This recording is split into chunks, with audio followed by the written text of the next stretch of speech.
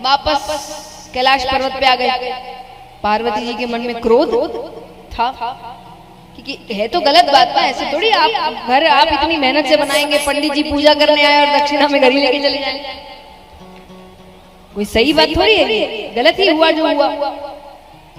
अब भोले बाबा भोले हैं तो उनके भोलेपन का फायदा उठाया, और असलियत में वो घर का चाव भोले बाबा का तो कभी था ही नहीं।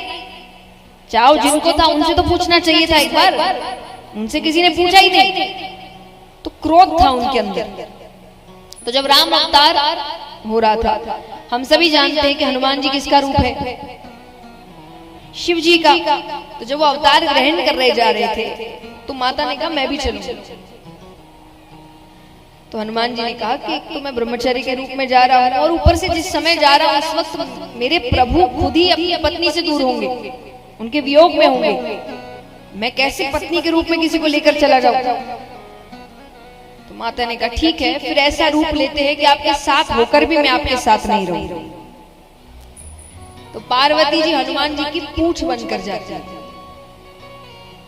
इसलिए अगर हनुमान जी कोई आग लगाना होता तो हाथों का इस्तेमाल नहीं कर लेते,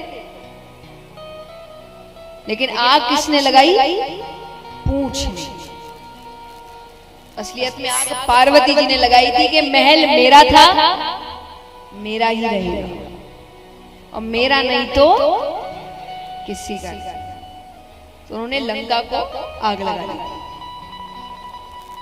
तो ये इस प्रकार कथा आती है, वरना वहां पर लंका को आग लगाने की कोई बात थी नहीं। तो इस प्रकार जो घर की बात आती है, तो वो कैलाश पर्वत पे ही फिर रहते थे दोनों। तो कहा कि अगर सबसे ज्यादा प्रेम किसी में है तो ये इन दोनों में ही है, हमेशा साथ रहते हैं। नारद जी ने कहा इतना ही प्रेम है तो अगर मैं उनके बीच झगड़ा करवा दूं तो। अब आपको लग सकता है कि पति पत्नी के बीच तो झगड़े होते ही हैं, कौन सी बड़ी बात है। आपस में झगड़ना अलग है, किसी तीसरे की वजह से झगड़ना। अगर कोई तीसरा आए और आपके भी झगड़ा करवा के चला जाए तो फिर आपके प्रेम में अभी भी कमी है। तो उन्होंने कहा मैं झगड़ा करवा दूं। सबने कहा तब की तब देखी जाएगी। अब नारद जी रोजाना जाए और दोनों को साथ बैठा देखकर वापस आ जाए। अब एक दिन संयोग से भोले बाबा कहीं गए हुए थे, माता अकेली थी। नारद जी जाते हैं, माता को प्रणाम करते हैं। माता ने कहा कैसे आना हुआ? बोले वो बाबा से कुछ जरूरी काम था, कहाँ है? माता ने कहा वो तो अभी अभी निकले हैं, अगर बहुत जरूरी काम है तो मुझे कह दो, मैं उनके आते ही उनसे कह दूंगी। नारद जी कहते नहीं, वो थोड़ी व्यक्तिगत बात थी। व्यक्तिगत यानी हाँ पर्सनल, कि थोड़ी पर्सनल बात थी, सबको नहीं बता सकते। माता ने कहा आपके बाबा और मेरे बीच कोई व्यक्तिगत बातें नहीं रहती, वो सब कुछ मुझे बताते हैं। नारद जी कहते मैं नहीं मानता। पुरुष कोई ना कोई बात तो स्त्री से छुपाता ही, अब वो कोई भी हो। अब यहां जितने भी शादीशुदा पुरुष बैठे हैं, घर जाके सबकी क्लास लगी, पर सच है, कथाओं में बातें झूठी नहीं लिखी होती ना। बोले कोई भी हो, यहां भोले बाबा तक की बात है, साधारण मनुष्यों की तो क्या ही बात करें। तो पुरुष कोई ना कोई बात तो स्त्री से छुपाता ही है। माता ने कहा ऐसा कुछ नहीं है। नारद जी ने कहा कुछ नहीं है तो आपने अमर कथा सुनी है?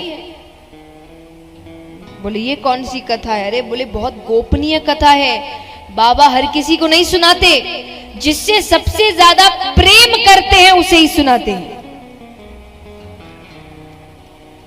माता ने कहा इसका मतलब मुझसे प्रेम ही नहीं करते?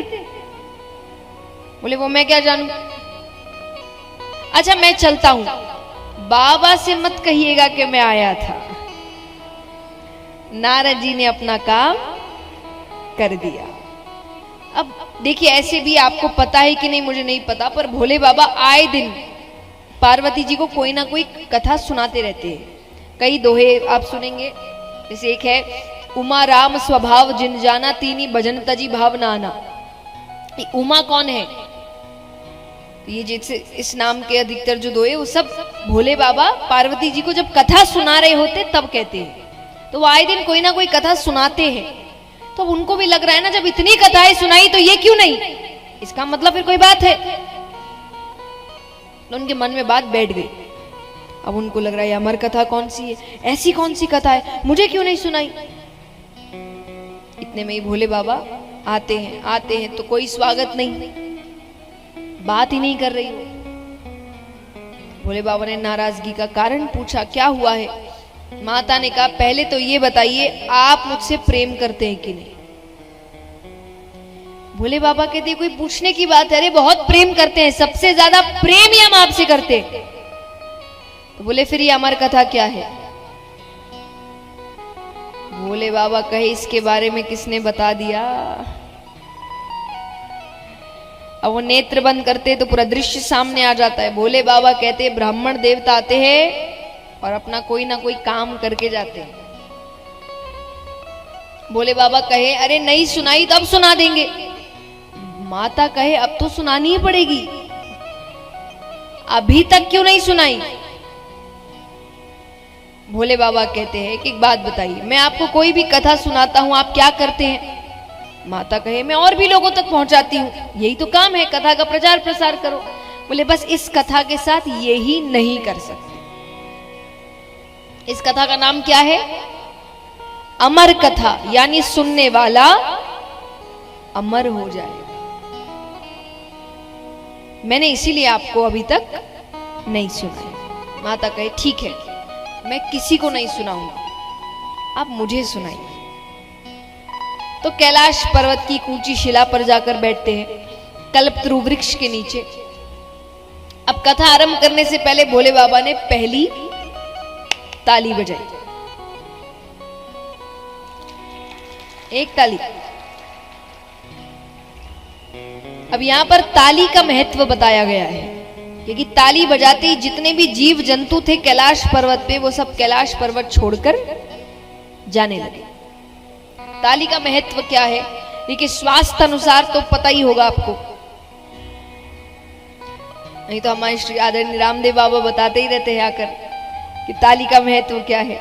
तो शारीरिक तौर से महत्व तो पता है, अब भगवत तौर से महत्व क्या है? कि हम जब अधिकतर देखते हैं कि आप कथा या कीर्तन में जाइए तो जो भजन गा रहे हैं या जो महाराज कथा कर रहे हैं, सब ताली बजाने को बहुत कहते हैं, और कई बार लोग झुंझला जाते हैं, क्या बार बार ताली ताली बजा रहे हैं? नहीं, ताली आपको और भगवान को करीब लाने का एक माध्यम है। ताली से कुछ सांसारिक चीजें हमसे दूर होती है। जैसे उदाहरण स्वरूप फायदे बता रही हूं। ताली यानी व्यक्ति अहंकार बाहर छोड़कर आया है। उदाहरण, अब आप कथा कराते तो आपने अब 7 दिनों में कईयों को निमंत्रण दिया होगा, उसमें से बड़े बड़े लोग भी होंगे, तंत्री मंत्री होंगे, सब है ना, कोई ना कोई तो आएगा। बुलाते ही लोग 7 दिन में अपने अपने जगह के जो बड़ी बड़ी पदवी पे बैठने वाले लोग हैं उनको बुलाते हैं, आते हैं लोग। अब उनमें से कई होंगे, उनको आप देखेंगे ना, वो जब कथा सुनते हैं ना तो एकदम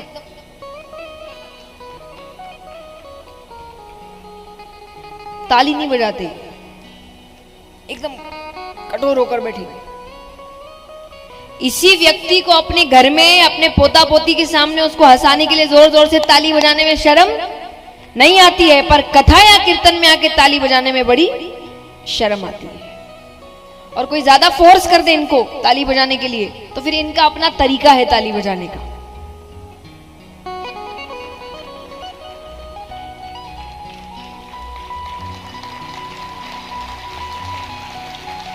इससे अच्छा तो ना बजाओ। पर इसका अर्थ क्या है? यानी व्यक्ति यहां भी ये सोच रहा है मैं कौन हूं। तो ताली यानी आप अपना अहंकार दरवाजे के बाहर छोड़कर आते हैं कि यहां तो मैं कुछ नहीं, तो आपके अहंकार को खत्म करती है। दूसरा आलस्य। अब देखिए कथा में ना कोई एक कथा नहीं चलती, कितनी कथाएं आती है, एक तो उसका कंफ्यूजन, और फिर कितनी देर तक बातें बातें बातें, ज्ञान की बातें, तो थोड़ा एक दो झपकी लग जाती है। इतनी देर तक व्यक्ति सिर्फ सुन ही रहा है चुपचाप बैठकर, तो इसलिए कोशिश किया जाता है कि जब भजन आए बीच में तो आप अच्छे से ताली बजाए, तो आपके शरीर के अंदर वो एक ऊर्जा पैदा करे, तो काफी देर तक आपको थोड़ा सा आलस्य से दूर रखे, तो आलस्य दूर करती है। तीसरा, कई बार आपके आसपास ऐसे जीव जंतु बैठ जाते हैं जो खुद तो कथा सुनते नहीं, किसी और को भी सुनने नहीं देते। हर थोड़ी देर में सॉफ्ट पानी लेने, कहां से आए हैं, किस गांव से हैं, परिवार में इनकी अपनी कथा चल रही है। हर जगह होंगे, कुछ ना कुछ होंगे, उनको हर थोड़ी देर में कुछ ना कुछ बात करनी है। लेकिन अब ऐसे का कथा में भी आएंगे, ये कथा से मतलब ले आएंगे 7 दिन। एक बार 2 दोस्त थे, उनके गांव में कथा होने वाली थी, दोनों बड़े उत्साहित हुए। अब उसमें से एक दोस्त को कोई जरूरी काम था उसी दौरान, तो वो कहे मैं तो सुन नहीं पाऊंगा, तुम जाना। वो कहा हाँ हाँ बिल्कुल मैं तो जाऊंगा। 7 दिन गया वो।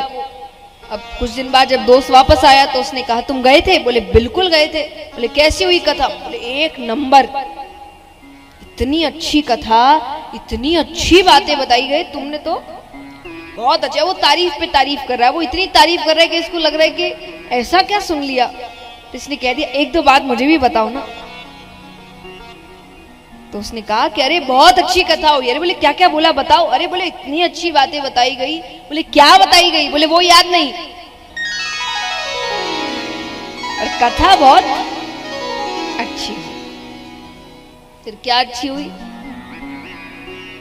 ये जो कथा में जाने के बाद भी इनकी अपनी कथा चल रही है, इसलिए इनको कुछ भी याद नहीं रहता। अब ये कब होगा? जब आप शांत बैठे हैं, आप भी इधर उधर देख रहे हैं। एक तो हमारी आदत है, और ये आदत कथा में ही है। कोई आया नहीं कि जब तक बैठे नहीं उसको ही देखो। यही अभी सबके हाथ में 1-1 नोटों की गड्डी पकड़ा दो कि जो जितनी जल्दी गिनेगा ये गड्डी उसकी। फिर तो सामने से बड़ा व्यक्ति चला जाए, मजाल है इसकी आंख ऊपर हो जाए, तब तो पूरा ध्यान गाली है। लेकिन कथा में है इधर, तो आपको परेशान तभी करेंगे लोग जब आप ऐसी हरकतें करेंगे। अब आप भक्ति में लीन हैं, आप भगवान की कथा में लीन हैं, ताली वो आपको छेड़ते नहीं है, फिर अपने जैसा कोई और ढूंढते। तो इसीलिए भोले बाबा ने पहली ताली बजाई। तो ताली का अध्यात्म में बहुत बड़ा महत्व है। दूसरी ताली बजाते हैं तो महादेव जी का जो त्रिशूल है वो 3 बार कैलाश पर्वत की परिक्रमा करता है कि कोई छिपकर तो नहीं बैठा। अमर कथा है भाई। तीसरी ताली बजाते हैं, सुगंधित हवाएं बहने लगती है, भक्ति में वातावरण हो जाता है। अब भोले बाबा कहते हैं पार्वती जी से कि एक बात और, इस कथा में निद्रा रानी भक्त की परीक्षा लेने आती है। निद्रा रानी यानी नींद। तो आप ध्यान से सुनिएगा, अगर ध्यान भटका तो वो अपनी गोद में ले लेगी। माता ने कहा मैं बिल्कुल ध्यान से सुनूंगी। फिर भी भोले बाबा कहते सुरक्षा के लिए, क्योंकि हो सकता है कथा करते करते मैं ही नेत्र बंद कर लूं, तो आप हर थोड़ी देर में स्वामी कहते रहिएगा। मेरे कानों में आवाज आएगी तो मुझे समझ आ जाएगा कि आप सुन रही हैं। माता ने कहा ठीक है। अब जिस पेड़ के नीचे बैठे हैं उस पेड़ पर एक सूवे का अंडा पड़ा है। सूवा यानी तोता। सूवा यानी तोता, उसका अंडा पड़ा है। वो उसी वक्त फूटता है, उसमें से एक शूक बालक निकलता है। वो भी बैठकर चुपचाप कथा सुन रहा है। थोड़ी देर तो माता ने कथा सुनी, थोड़ी देर बाद सो गई। भोले बाबा भी नेत्र बंद करके कथा कहे जा रहे हैं। वो सो रही है, लेकिन भोले बाबा रुक ही नहीं रहे। क्यों नहीं रुक रहे?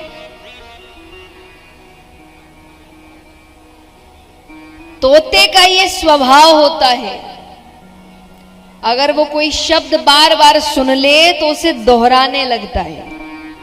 अब माता तो सो गई, वो शूक बालक कह रहा है स्वामी स्वामी स्वामी।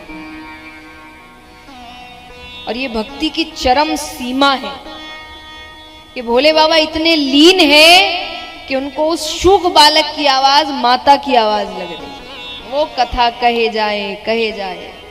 अंत में उन्होंने किसी प्रसंगवश नेत्र खोले कि देवी आपने क्या समझा? देवी तो नींद में।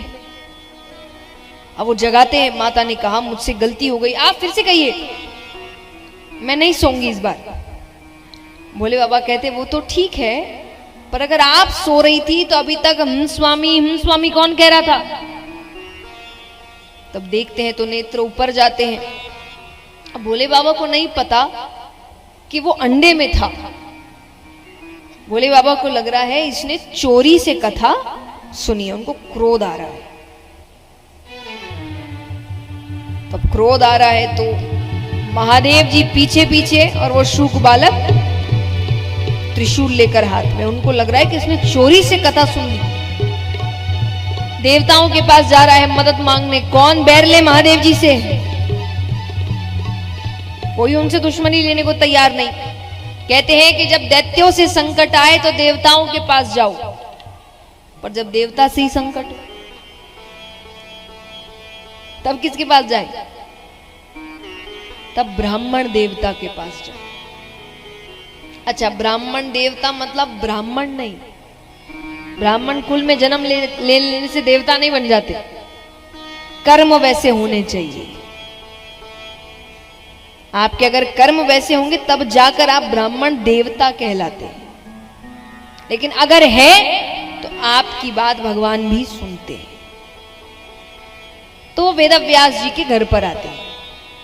वेदव्यास जी की धर्म पत्नी उबासी लेती है। वो शूक बालक छोटा सा रूप करके उनके मुख के द्वार से उनके गर्भ के अंदर प्रवेश करता है। अब यहां पर भोले बाबा आए, नेत्र लाल, हाथ में त्रिशूल। वेदव्यास जी कहे पहली बार तो दर्शन दिए, वो भी इस रूप में, मैंने क्या गलती कर दी?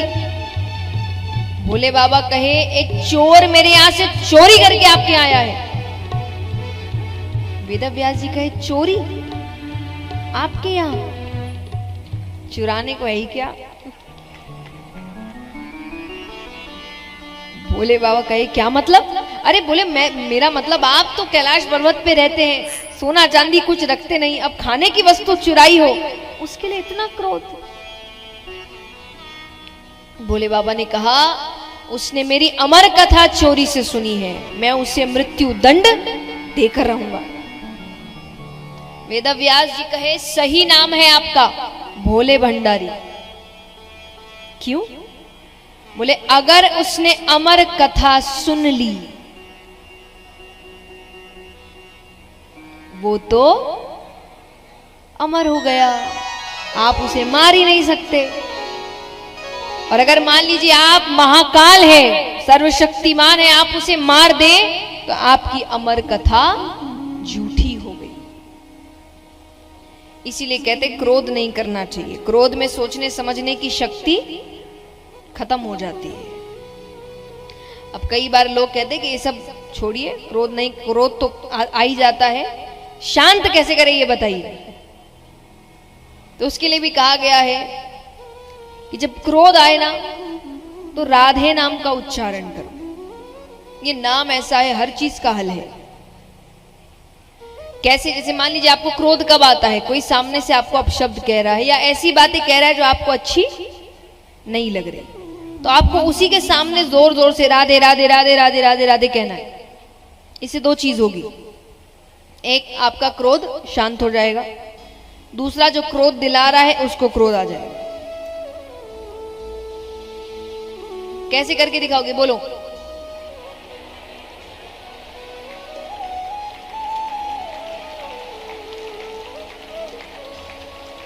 कैसे? सबके चेहरे पर मुस्कुराहट आ गई। अब आपको मुस्कुराता देख उसको अच्छा थोड़ी लगेगा। तो जब क्रोध आए तो ये सच्ची बात है, करके 7 दिन है आपके पास, तो करके देके फीडबैक दीजिए कि काम कर रहा है कि नहीं। और मैं हमेशा कहती हूं कि देखिए मुझे नहीं पता मैं जो भी बातें आपको सिखा रही हूं आप उसको मानेंगे कि नहीं। हम बोल सकते हैं, करना नहीं करना आपके ऊपर है। तो जब तक यहां है तब तक तो करा के चले जाए। 7 दिन बाद करोगे नहीं करोगे कुछ नहीं पता। आइए थोड़ा प्रैक्टिस करते हैं। अभी तो कोई गुस्सा नहीं दिला रहा आपको, लेकिन अगर दिलाए तो क्या करना है।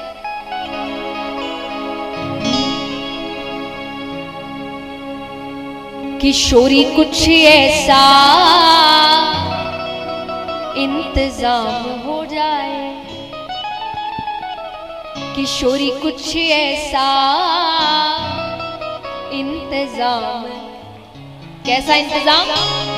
जुबान पे अब राधा नाम हर चीज का हल है। आप क्रोधित है, राधा नाम का उच्चारण करिए। चिंता में है, राधा नाम का उच्चारण करिए। दुखी है, राधा नाम का उच्चारण करिए। ऐसा लग रहा है सब खत्म हो रहा है, हार रहे हो, राधा नाम का उच्चारण करिए। क्या होगा? इतनी कृपा क्यों है, इनका ही नाम क्यों लिया जाता है इतना?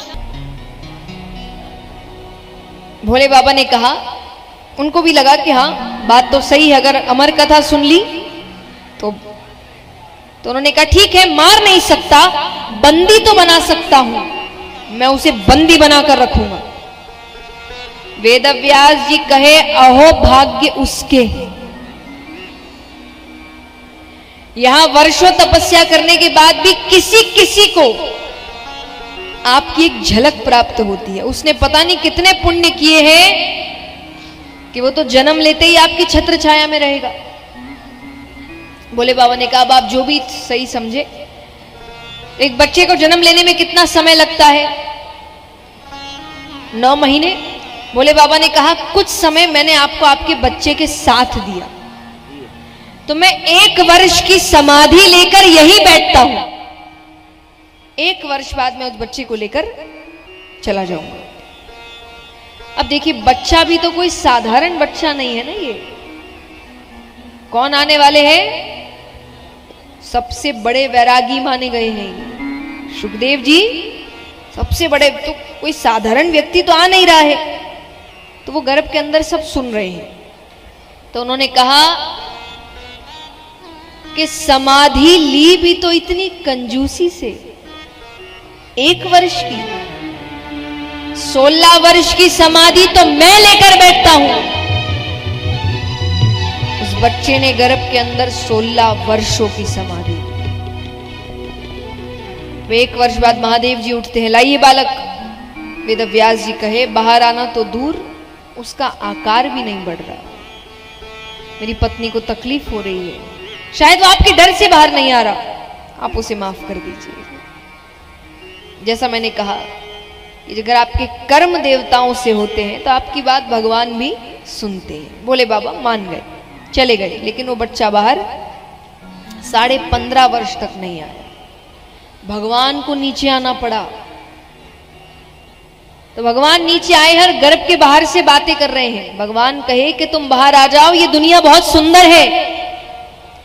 वो बच्चा कहे, इसीलिए तो नहीं आना, ये दुनिया इतनी सुंदर है कि यहां आके जीव आपको भूल जाता है, आपको मानने से इनकार कर देता है। और भगवान कहे, तुम अंदर तो नहीं रह सकते।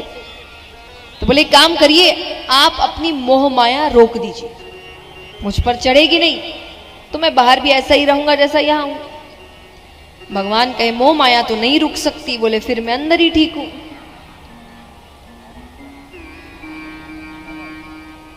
तब भगवान ने कहा, ठीक है, 1 क्षण में जितना समय होता है, कितना? 1 क्षण, उतने समय के लिए मैं अपनी मोह माया रोक दूंगा। लेकिन वो बच्चा कहे, जब मैं कहूं तभी रोकिएगा। तो उसने बाहर निकलने की तैयारी कर ली। भगवान यहां अपनी मोह माया रोकते हैं। कितने समय के लिए?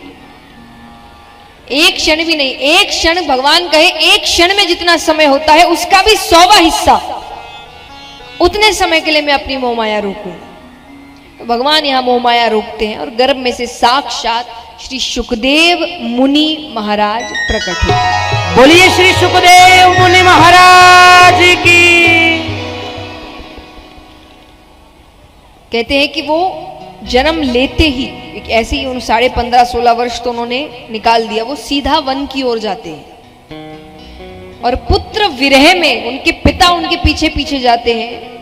तो यहां पर उनकी महिमा बताई गई है कि जब पुत्र विरह में वो पीछे पीछे गए तो उस वन में जितने भी पेड़ है, जितनी शाखाएं हैं, जितनी पत्तियां हैं, उन सब में वेद व्यास जी ने सुखदेव मुनि महाराज के दर्शन किए।